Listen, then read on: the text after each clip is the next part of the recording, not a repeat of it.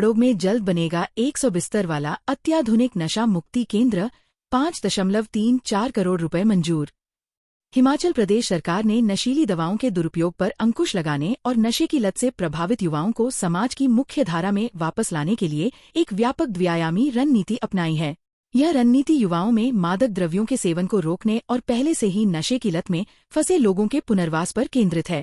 एक सरकारी प्रवक्ता ने आज यह बताया कि पुनर्वास की सुविधा के लिए राज्य सरकार ने सिरमौर जिले के कोटला बड़ोग में पर्याप्त जगह के साथ 100 बिस्तरों वाले अत्याधुनिक नशा मुक्ति केंद्र के निर्माण के लिए 5.34 करोड़ रुपए मंजूर किए हैं। इसके अलावा मंडी, लाहौल स्पीति, चंबा, सोलन और सिरमौर जिलों में 5 नए नशा मुक्ति केंद्र स्थापित किए जा रहे हैं। राज्य के स्वास्थ्य संस्थानों में परामर्श और शीघ्र हस्तक्षेप के लिए 108 नए दिशा केंद्र स्थापित किए गए हैं, जहां आशा कार्यकर्ताओं, चिकित्सक और मनोचिकित्सकों को विशेष प्रशिक्षण दिया जा रहा है।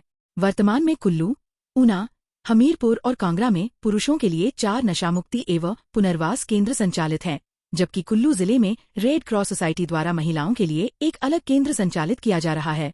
धीरा में भारतीय जन औषधि केंद्र का शुभारंभ, परमार ने किया लोकल फॉर वोकल का आह्वान।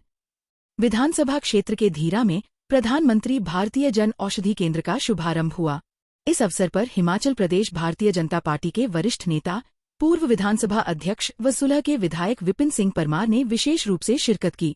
परमार ने स्थानीय दुकानदारों के साथ भेंट कर प्रधानमंत्री नरेंद्र मोदी के नेतृत्व में केंद्र सरकार द्वारा किए गए जीएसटी सुधारों की जानकारी साझा की। उन्होंने कहा कि नए सुधार व्यवसायियों को सरल कर व्यवस्था और पारदर्शी प्रणाली उपलब्ध करवाते हैं। इसके साथ ही परमार ने प्रधानमंत्री के लोकल फॉर वोकल आह्वान को दोहराते हुए दुकानदारों और क्षेत्रवासियों को स्वदेशी वस्तुओं की खरीद को बढ़ावा देने के लिए प्रेरित किया। उन्होंने कहा कि स्वदेशी उत्पादों का उपयोग न केवल स्थानीय अर्थव्यवस्था को मजबूत करता है, बल्कि आत्मनिर्भर भारत के सपने को भी साकार करता है। इस अवसर पर भाजपा कार्यकर्ताओं व क्षेत्र के लोग बड़ी संख्या में उपस्थित रहे। बिजली लाइन को ठीक करते समय विद्युत कर्मी को लगा करंट, बुरी तरह झुलसा। भुंतर में बिजली लाइन को ठीक करते समय एक विद्युत कर्मी करंट लगने से झुलस गया। उसे उपचार के लिए क्षेत्रीय अस्पताल कुल्लू में भर्ती कराया गया है। जानकारी के अनुसार टेडी सिंह, 38, पुत्र केशुराम निवासी खोड़ा, आगे तहसील भुंतर, जिला कुल्लू बिजली विभाग में काम करता है। वह भुंतर क्षेत्र में बिजली की लाइन को ठीक कर रहा था।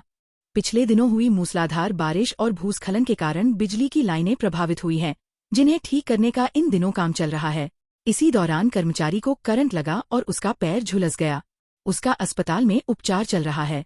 एएसपी संजीव चौहान ने घटना की पुष्टि की है। जीएसटी से मिली राहत के बीच में खड़ी हो गई सुक्खू सरकार, जयराम। नेता प्रतिपक्ष एवं पूर्व मुख्यमंत्री जयराम ठाकुर ने आरोप लगाया कि जीएसटी से मिली राहत के बीच में सुक्खू सरकार खड़ी हो गई है। मोदी सरकार द्वारा जीएसटी की 28% व 12% की 2 टैक्स स्लैब समाप्त करने के साथ ही सीमेंट सस्ता हो गया था, लेकिन सरकार द्वारा 22 सितंबर को ही सीमेंट पर 5 रुपए प्रति बैग टैक्स बढ़ाने के साथ ही ये फिर महंगा हो गया है। सोमवार को जयराम ठाकुर ने जीएसटी पर आयोजित कार्यक्रम में बतौर मुख्य अतिथि संबोधित करते हुए कहा कि जीएसटी स्लैब में बदलाव करके प्रधानमंत्री नरेंद्र मोदी ने वन नेशन टैक्स की शुरुआत कर दी है। यूपीए सरकार के दौरान देश की अर्थव्यवस्था 11वें नंबर पर थी, लेकिन एनडीए की सरकार में यह 4थे नंबर पर पहुंच चुकी और 2029 तक केंद्र सरकार ने लक्ष्य रखा है कि इसे 3रे नंबर पर पहुंचाया जाएगा। प्रधानमंत्री को कड़े व सही समय पर फैसले लेने के लिए जाना जाता है। देश में कई टैक्स लोगों पर थोपे जाते रहे हैं, लेकिन केंद्र सरकार ने अब टैक्स के 4 स्लैब में 28% व 12% वाले स्लैब समाप्त कर दिए हैं। इससे हर वर्ग के लोगों को भारी राहत मिलेगी। उन्होंने यह भी कहा कि प्रदेश में इस बरसात में कई लोगों के मकान गिर गए और कईयों के परिवार टूट गए। केंद्र सरकार ने सरकार को 1500 करोड़ रुपए का पैकेज दिया, लेकिन कांग्रेस की सरकार ने केंद्र का धन्यवाद तक नहीं किया।